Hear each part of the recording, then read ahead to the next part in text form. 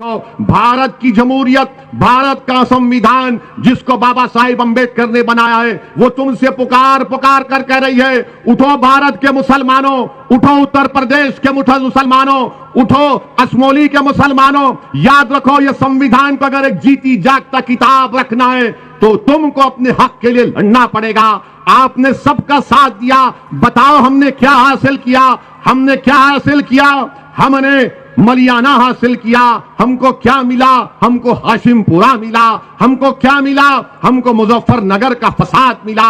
50,000 से ज्यादा आबादी, हमारी मुल्क की आजादी के बाद 50,000 से ज्यादा मुसलमानों को अपने घर से बेघर होना पड़ा।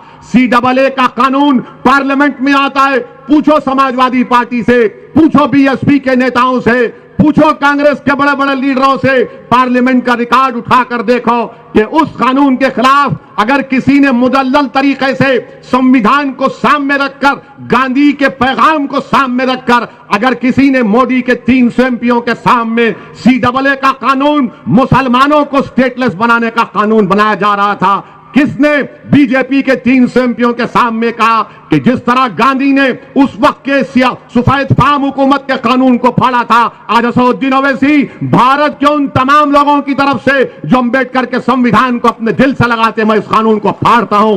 बीजेपी के 300 MP खड़े हो गए और कहा कि तुम कैसे फाड़ सकते हो? तो मैंने कहा यह कागज का टुकड़ा है, यह कानून नहीं है। ऐसे कोई कानून को हम नहीं मानते जो भारत के संविधान के खिलाफ जाता है। मजहब की बुनियाद पर तुम मुसलमानों को भारत की शरीयत से महरूम करना चाहते हो, तो हमने कानून को फाड़ा, एहतजाज किया।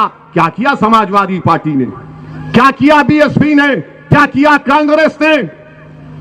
कानून मुझे हमारे मुल्क से बेदखल करने के लिए बनाया जा रहा था। आज मजलिस पर इल्जाम लगाया जाता है कि मजलिस इत्तेहादुल मुस्लिमीन फिरका परस्त पार्टी है, मजलिस फिरका परस्ती को बढ़ाती है।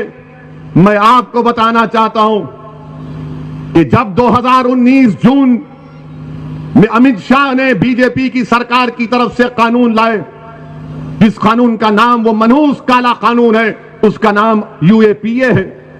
अमित शाह ने कानून में तरमीम करके कह दिया कि दिल्ली में बैठा हुआ एक NIA का इंस्पेक्टर असमोली में कोई भी शख्स को टेररिस्ट घोषित कर दे सकता है बगैर कोर्ट के फैसले के।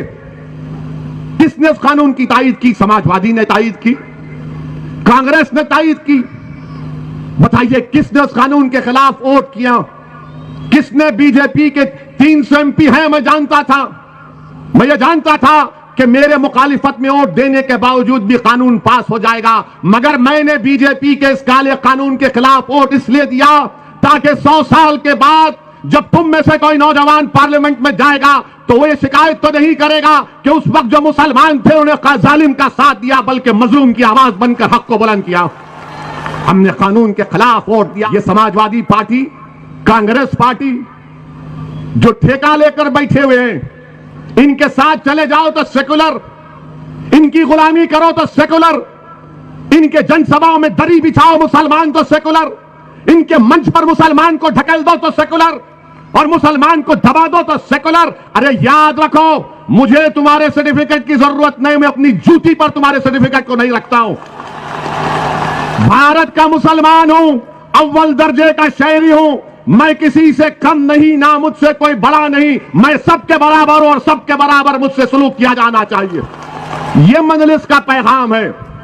मगर जो लोग हमको फिरका परस्त कहते हैं क्योंकि आपने तायीद की, पार्लियामेंट में आपने तायीद की, कांग्रेस ने राज्यसभा में तायीद की, इस कानून के तहत 120 दिन बगैर किसी के चार्ज के जेल में रखा जा सकता है।